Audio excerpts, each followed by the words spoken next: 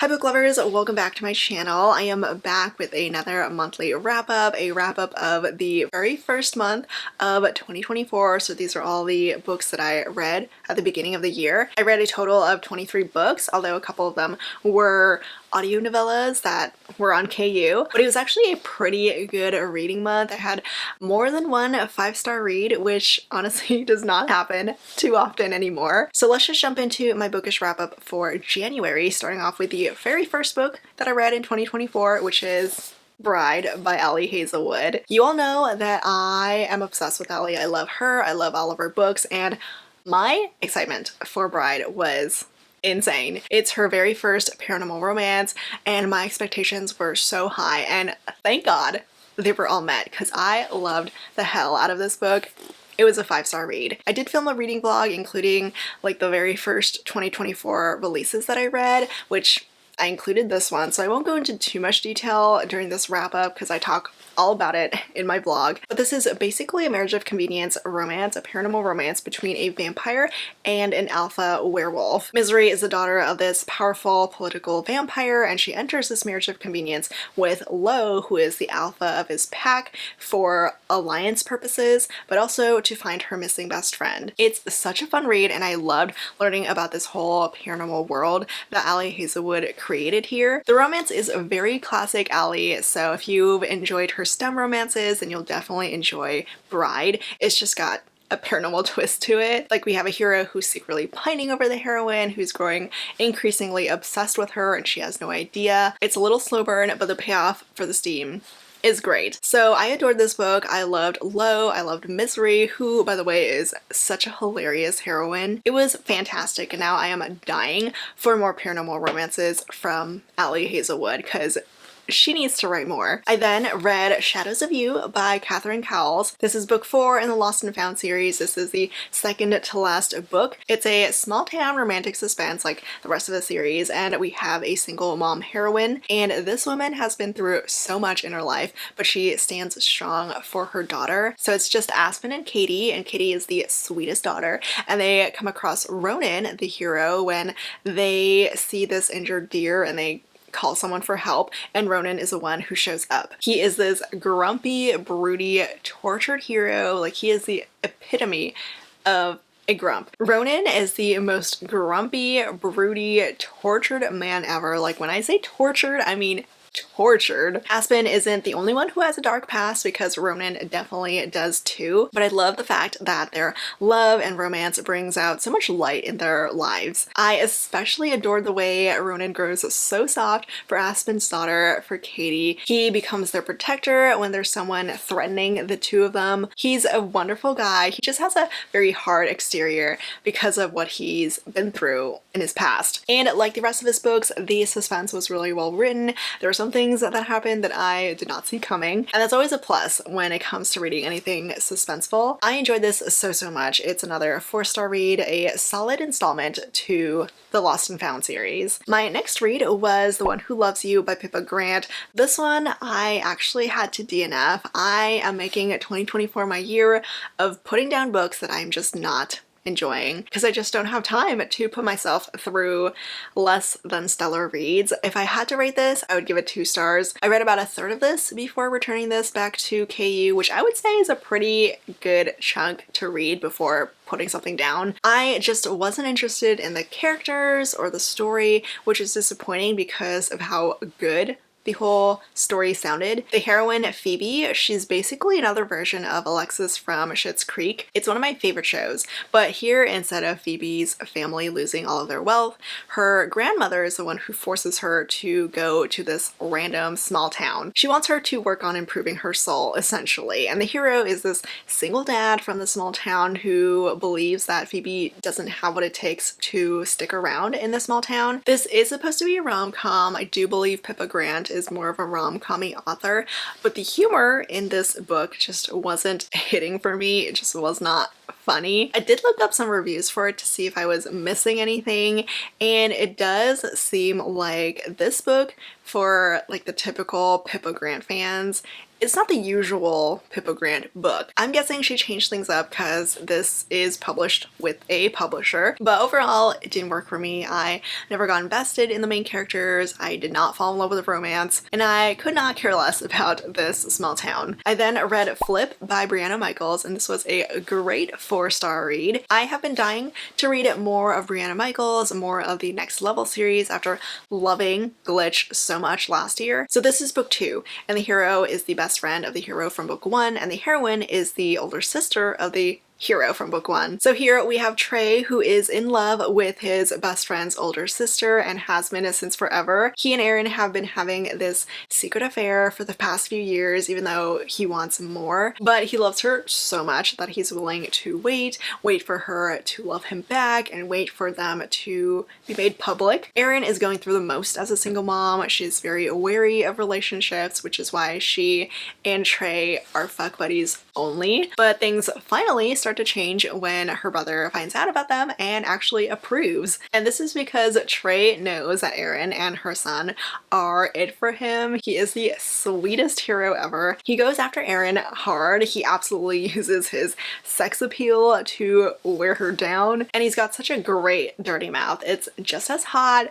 just as spicy as Glitch was. I loved the dichotomy of Trey. He's this total sweetheart. He's a great father figure to Aaron's son, but in bed with Aaron, he's a total animal. So this book was short, quick, and hot, exactly what I was in the mood for, so it worked out perfectly for me. And then I read My Temptation by T.L. Swan. This one was an audiobook that I grabbed on Kindle Unlimited, and when I was reading this one, when I was listening to the audiobook, the story reminded me so much of Anyone But You, the movie. I had just watched it. It had Sydney Sweeney and Glenn Powell, so both the stories were similar, but in a fun way. They both start off with this amazing first date between the main characters, but then something goes wrong and now they hate each other. A few years later, they're forced into each other's lives again. In the movie, it's because of a wedding, but in this book, they become new neighbors, so it's enemies to lovers with a lot of forced proximity. I actually loved the beginning of this book. I thought it was fun and exciting, and I love the banter between Juliet and Henley. The sparks are flying between them when they reunite as neighbors, but then things did start to go downhill in the second half. I personally am not the biggest fan of romances where the heroine pursues the hero. I much prefer the other way around, or a more evenly balanced pursuing on both sides. And in this book, it felt like it was just all on Juliet's side. It was her doing everything. Juliet kept putting herself out there and Henley was just not reciprocating. I wanted him to do more for the romance, to contribute more, but he really didn't. So I have to bump this down. It was going to be a 4 stars, but giving it 3.5. And then my first reverse harem Why Choose Romance of 2024 was Twilight of Embers by Tessa Hale. This is the first book in a new trilogy, the Dragons of Ember Hollow series. It's a paranormal romance with dragon shifters, and it was such a fun time. I loved the audiobook because I love the cast. I gave this one 4 stars, but the story is about Hayden and her 5 dragon shifters who are all her mates, but she just doesn't know it because she doesn't even know that dragon shifters exist, that the whole paranormal world exists, because she grew up thinking she was human after her parents were tragically murdered. She's now a regular college student who comes across like the golden football god of campus. He is one of the heroes and he instantly recognizes who she is to him and the other guys. I really enjoyed Hayden's character. I liked learning alongside her about all of the magic and paranormalness in this world, and I did fall in love with the 5 heroes. Well, 4 out of the 5 heroes. We have Knox, who is the football player. He is golden retriever energy. Maddox is Hayden's forbidden professor. He's a bit older and very hot. Easton is Knox's twin, and he is a total jerk right from the beginning all the way up until the end. The 4th hero is Killian, who is the billionaire nightclub owner, and he is absolutely my favorite one so far. He's so possessive and growly over her. And then Cale is the broken, damaged hero who can't stand to be touched by anyone. If you couldn't tell, I still have not warmed up to Easton, but I am really looking forward to see where the series goes. This first book does end on a very killer cliffhanger though, so just FYI. The next two books do come out pretty soon. It's only a couple months, so it's not too much of a wait if you do want to avoid the cliffhangers. But I am dying for that next book, so I will immediately be diving into it once it's out. My next author is a new to me author. I decided to try out Marnie Mann and her book Mr. Hookup. It's a romance that starts off on a dating app, and I really wanted to love it more because the beginning was so good, but I ended up giving it 3 stars. The hero Easton is one of the creators of this new dating app called Hooked, and he decides to give it a try himself to see how well it does, and he gets a 100% match with the heroine, except that they both have anonymous profiles, so they don't know who exactly they're talking to. They eventually meet up in person, but their identities are still a secret because it's like a masquerade ball. They have masks on. They spend the night together, but then the next day, the heroine, Drake, completely disappears. 5 years later, Drake gets recruited at Easton's company, so it's an office romance now. And as soon as they meet, as soon as they unknowingly reunite, the sparks just fly between them. There's this instant connection that they've only felt 5 years before with themselves. They just didn't know it. So the concept of this one was good. I loved the beginning. I loved how they connect on this app. They text each other all the time, and they reunite as new boss employee. It had a great second chance romance premise, but the romance itself felt like it moved at lightning speed. The pacing had me feeling whiplash. After the heroine gets hired, they really quickly already find out that the other person was the person that they hooked up with on the app. And then I felt like they got together, they got back together in a snap. So I didn't really feel that buildup of their relationship or that it had anything to base it on besides what happened 5 years ago. It's a very surface level read. We never really dive deep into these characters. It's still easy and a hot read. Nothing terrible, but I did want to love it more. Next up, I was really excited to read another hockey romance from Alexandria House, so I read Holding. This is book 2 in the St. Louis Sire series. It's a second chance romance between a ex-husband and wife. Crystal and Ford were childhood enemies. They grew up together and there was always something between them, and they eventually do fall in love and get married, but then something happens that causes them to fall apart and divorce. So the book is told between like alternating past and present chapters, which I do think is really hard to do well. Here, it wasn't my favorite. It wasn't bad, but I do feel like the constant changing of timelines slowed the pacing of this book down. I personally wanted more of Crystal and Ford in their present rather than the past. I need more of the present day in second chance romances for me to believe in that second chance romance. And I also just wanted more of their present because you really do feel the love that they still hold for each other. You can tell how much they're meant to be even though they're currently divorced. There's talk about mental health, about drifting apart from someone even though they're literally right in front of you. You get to see all the highs and lows of their very tumultuous relationship over the years. So I did like this one. It just wasn't as good as book 1 as a goal for me, so I'm giving it 3.5 stars. Before we get on with the rest of this video, I wanted to give a quick shout out to today's sponsor, After All the Wreckage, which is the latest angsty romantic suspense from LJ Evans. The main characters knew each other as teenagers, they grew up together, and the heroine had the biggest crush on the hero. 10 years later, in present day, the heroine is a private detective, and the hero is a bar owner who's struggling to raise his 2 young siblings, and one of them, his brother, has just gone missing. As soon as the hero and heroine reunite, their feelings are instantly ignited, but they have to try to resist temptation to work together and find the missing brother. If you enjoy Nora Roberts style romantic suspense with a hint of spice mixed in, be sure to check out After All the Wreckage by LG Evans. I'll leave a link in my description for you to check it out. And on with the rest of this video. And then for my next book, I read Fakeish by Winter Renshaw. This one I probably should have DNF'd, but I pushed through because I wanted to know what happened at the end. This is an audiobook you can grab that's part of Kindle Unlimited, so I've been listening to a lot of KU stuff. Unfortunately, this was a bit of a letdown. I'm all for fake dating and second chance romances. I love those 2 tropes, but didn't really work out too well here. It wasn't that enjoyable to read, and the romance felt like it was barely there. The main characters first met a year ago, Dorian and Briar, instantly fall hard and fast.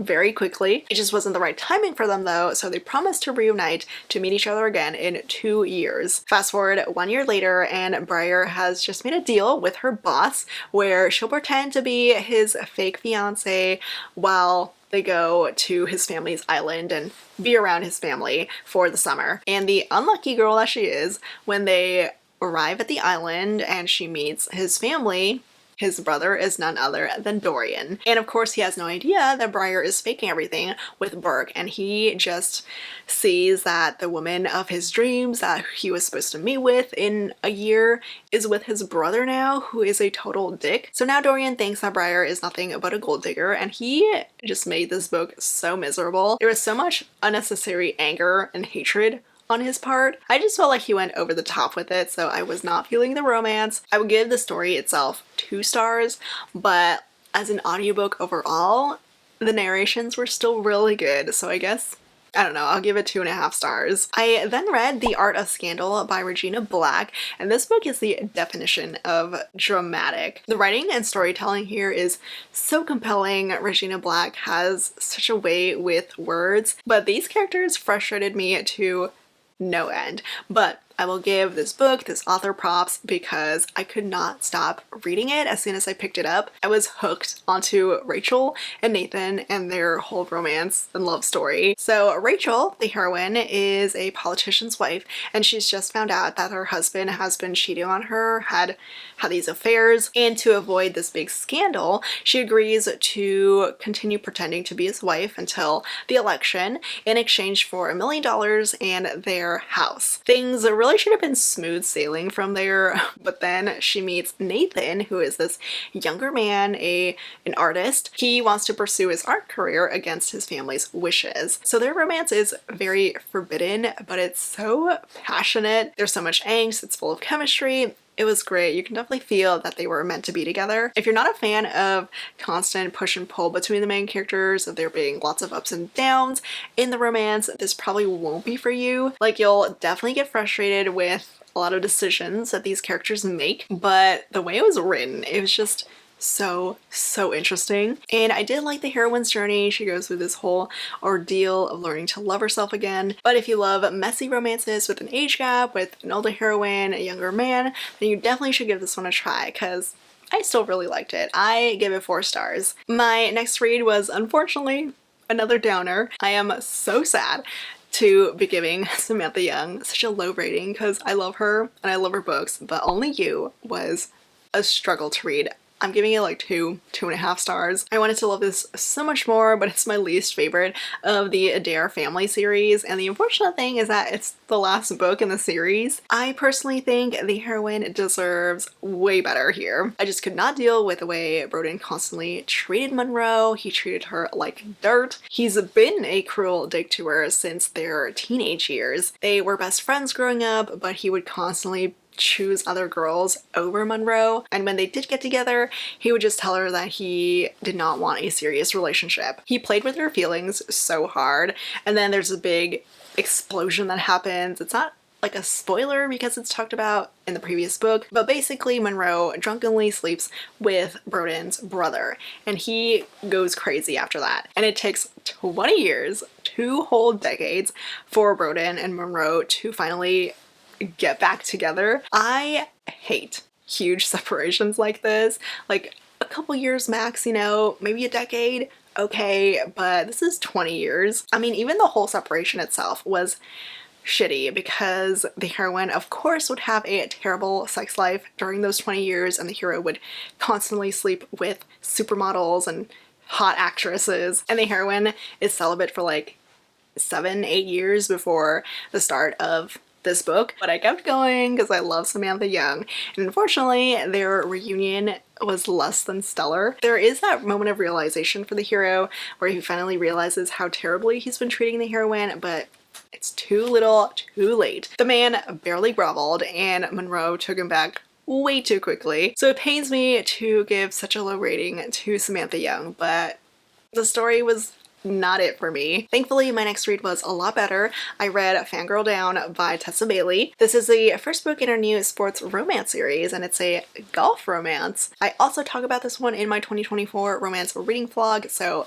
go check it out. But here we have a professional golfer whose terrible attitude causes him to fall from grace. Josephine is Wells's biggest fan. She is his #1 cheerleader, but when he quits, she also quits on him too. And then he shows up out of the blue one day to her front door and tells her that he's gonna try to get back into golfing again, and if she becomes his caddy, they can split his winnings, which she desperately needs. If you love grumpy heroes, Wells is grumpy to the max. This dude does not like anyone or anything except for Josephine. But even then, it's a reluctant like. But these two travel across the country together, they're spending all this time together, and love the forced proximity. And since it's a Tessa Bailey book, you know it's gonna be insta-lust here, and the main characters are gonna be so horny for each other. It's hot and fun and a good time, so I gave this 4 stars. I also read 2 Rina Kent books last month. I read God of Pain and God of Fury. So there are 2 books in the Legacy of God series, and they are books 2 and 5. I kind of jumped around a bit, but I read them for a dark romance video, a dark romance reading vlog, and for God of Pain, this one was okay. I give it 3 stars. It's basically a mafia princess who has this big crush on a guy that her brother hates and is enemies with. He is quiet and broody, she is bright and sunshiny, it's totally opposites attract, and he steps in when she wants herself a boyfriend to get her father off of her back about marrying some mafia man that he wants to choose for her. So Crane gets jealous over this. He wants Annika to not hang out with any guys but him, and they start dating. They go on cute little dates, and it's a very sweet romance. There is some messy violence going on in the midst of this with the whole mafia, but overall, I did like Creighton and Annika's romance. I just wasn't a huge fan of the theme. It's like borderline BDSM, and it tried a bit too hard. It was a bit cringy to read, and even though I did like the romance, I wouldn't say that I fell in love with it, so it's an even 3 stars. For God of Fury though, this is the latest book in the Legacy of God series. It's an MM romance, and this one is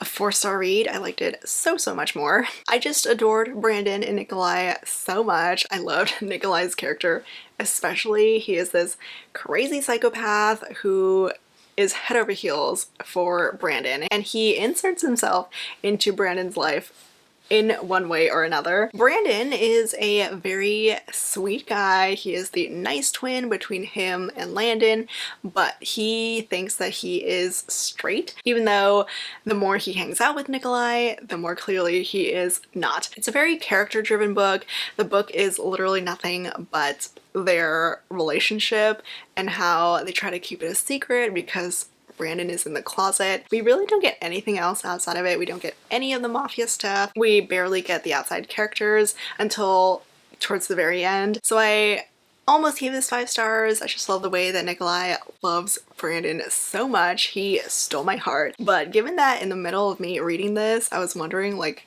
do these characters do anything outside of their relationship? I will give this 4 stars. I also read a sapphic romance last month. This is Can't Let Her Go by Kiana Alexander. This is by a new to me author, but I wanted to give it a try because it's another audiobook on Kindle Unlimited. It's about 2 women who are part of the same friend group, and one of them, Jamie, has a huge crush on the other, Peaches. So one day Jamie shows up at Peaches' barbershop and makes a whole confession and declaration. Thankfully, Peaches does reciprocate those feelings for Jamie, and they start dating. They take it a bit slow, and in between their growing romance, there's a lot of family drama going on. Like, Jamie is never taken seriously by her family, and Peaches is burnt out on helping her brother, her family. She's the one that everyone relies on. So the author did a great job of balancing the plot with the romance, but then something happens towards the end of the book. We have this very irrational character in Peaches. She's really good at communicating, and she asks Jamie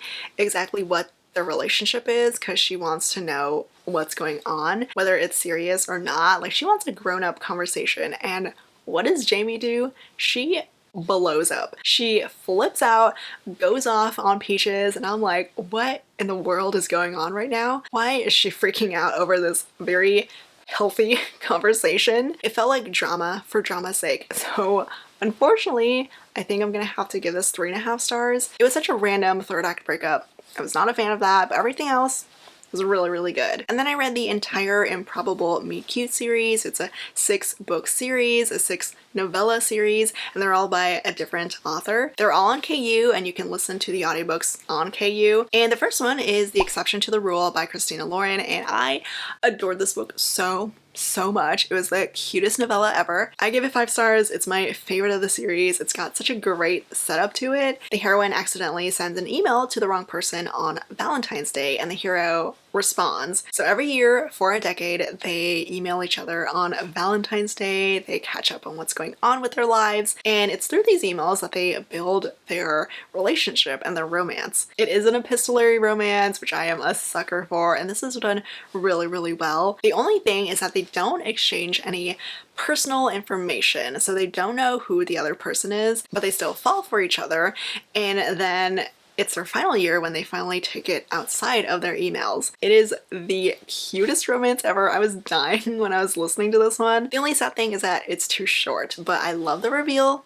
of their identities. That was perfect, and I was just swooning the entire time I was reading this. The second novella is Worst Wingman Ever by Abby Jimenez. This one has a pretty cute meet cute where the hero helps his brother out on Valentine's Day. The hero leaves a Valentine's Day card to his brother's girlfriend on his brother's behalf, but he accidentally leaves the card on the wrong car. He leaves it on the heroine's car. After this, they start exchanging letters with each other, anonymous letters, and it's a very feel-good romance. There's a lot of depth to it, surprisingly, given how short this novella is. But Abby Jimenez packed a lot of heart and emotion into this one, so I give it 4 stars. Unfortunately, those 2 books were the best books of the series. So this third one is by Sally Thorne. It's called Rosie and the Dreamboat. I wanted to love this one so much more because I love Sally Thorne, but it was such a strange romance. Basically, the heroine and her sister go to this spa on Valentine's Day. They're supposed to go into this flotation tank, but the one that the heroine goes into malfunctions, so she's stuck inside in the dark with no way out. The hero is one of the firefighters who shows up. He can't really do anything, like none of the firefighters are able to get her out, but he helps her by having these weird, quirky conversations with her just to get her mind off the fact that she's trapped in a tank. But it was just a bit too out there for me. It didn't feel like Sally Thorne quirky, just strange quirky, so I gave us 3 stars. The fourth novella in the series is Drop, Cover, and Hold On by Jasmine Guillory. It's set in a bakery in LA on Valentine's Day where an earthquake happens. This is a bakery that the heroine loves to stop by because she loves those pastries, and the owner is hot, but she thinks that he hates her. She has no idea that he actually has a huge crush on her, and when the earthquake happens, they both get trapped in this bakery. I did think the earthquake thing was unique, but the actual story romance itself was a bit too simple. There's nothing special about it aside from the earthquake, so this was another 3 stars. And then novella number 5 is With Any Luck by Ashley Poston. I adored Ashley Poston's release from last year, The 7-Year Slip, so I was looking forward to this one, but it was another okay read. It's about a heroine who is cursed to be the person that someone dates right before they meet their soulmate. Her best friend is about to get married, but on the day of his wedding, he disappears. So she has to team up with the best man to find the missing groom and piece her memories of the night before together and retrace their steps. And unfortunately, this was just a really boring read. The ending was incredibly predictable. It could have been great with the setup, but the execution was not the best, so 2-3 stars. And then the final novella is the worst novella of the series. This is Royal Valentine by Soraya Wilson. I can't say that I'm surprised that I didn't like this one. I give it 2 stars because I have yet to really like a Soraya Wilson book. But this is a royal romance. The heroine is a princess who's tired of being in the limelight, so she trades places with her assistant so she can be a normal woman for a day. She meets a Scottish photographer on her day out in Rome and they spend the weekend together. I didn't really vibe with either of these characters. I could not have cared less about them. The twist at the end would have been fun if it weren't for a whole third act breakup in a 70-page novella. It was so unnecessary for such a short read, so this was my least favorite. Okay, moving on to my final 2 books in this wrap-up. I read Broken by the Horde King by Zoe Draven. This was my very first Zoe Draven book, and it's book 4 in a series, but I heard there was a good groveling in here, so I had to read it. And yes, it absolutely delivered on all of the angst and the groveling. It's a sci-fi alien romance. It's been a hot minute since I picked one up, but this one isn't too alien-like. Like, the hero is pretty humanoid. He's just got a long tail. Kieran is known as the Horde King, and Maeva is a regular human who was adopted by this one family in the same village where Kieran also grew up. So these two were friends who grew up together, and Maeva had a huge crush on Kieran, but he always knew that he was going to leave, so he does break her heart. He crushes her, moves on, becomes the Horde King, and they finally reunite about 10 years later. And this is when Kieran does his very best to win back Maeva, win her trust back, and win her heart. He maneuvers it so that she's forced to be his people's new healer, so she's forced to move in to the same place that he's living in, and there's so much heartache, so much angst, and I love the fact that the heroine made Kieran work for it. He really had to earn his second chance, earn her forgiveness, because she went through so much after he left. And I love in my groveling romances when you can feel the hero's absolute misery over the heroine. You can feel all of his regret, his misery, how much he knows that he let the best thing get away from him 10 years ago. He does grovel, but it's not like perfect groveling. It's more like alpha hero groveling. He's very demanding. He tries to get what he wants, if that makes sense in a groveling romance. Like, yes, I will admit that he could have been on his knees more, but I just loved the angst, and I love this book. Surprisingly, it does have a lot of things that I normally hate in my second chance romances, but the way it was written was so well done. I loved it. I'm giving it 4.5 stars. It made me feel so much, and I just fell in love with this story, and I definitely need to read more Zoe Draven books now. And then my final read of January was Taste Like Shakar by Nisha Sharma. I adored this book too. I'm giving it 5 stars. This is book 2 in the If Shakespeare Were an Auntie series. I had a lot of fun with Dating Dr. Jill, book 1, so I had high hopes for this one, and this was even better. It's a wedding romance with enemies to lovers, at least on the heroine's side. Bobby and Benjamin are the best friends of the couple from book 1, and they're both planning the wedding for that first couple. When they first met, these two actually really liked each other. They were into each other, feeling the chemistry, but then Bobby overhears something that Benjamin says that ruins everything, and now she hates him. Unfortunately, their best friends are getting married, so they're thrown together again because Bobby helps run her family's event planning business, and Benjamin is a well-known chef. So she helps plan the wedding, he helps plan the menu, and they are constantly butting heads throughout the whole wedding planning process. It is so entertaining to read. I love the banter. I loved how Bobby stood her ground. She is a plus-sized South Asian woman who has been through everything because of her size, but I loved her inner strength. I loved how fantastic she is. She's definitely a reason why I love this book so much. I mean, Benjamin is good too. I'm never gonna say no to a hero who falls first. And then there's this super interesting plot where someone is trying to sabotage their best friend's wedding. So Bobby and Benjamin have to get to the bottom of that as well in the middle of wedding planning. There's a lot going on, but there's never a dull moment. It's such a well-rounded read. The romance is entertaining and surprisingly steamy. This is a great community here. I love the cast of characters. I just had the best time with this one. And also, my book came with this really pretty art print of the main characters. And that's it for my wrap up for January. Those were all the books that I read last month, all the books that I read the first month of 2024. So we're starting off with some good reads, some favorites of the year already, and I'm already finding new favorites in February as well. So you'll hear about that in my next wrap up. As always, links to everything will be down in the description below. Thank you so much for watching, and I'll see you all next time. Bye!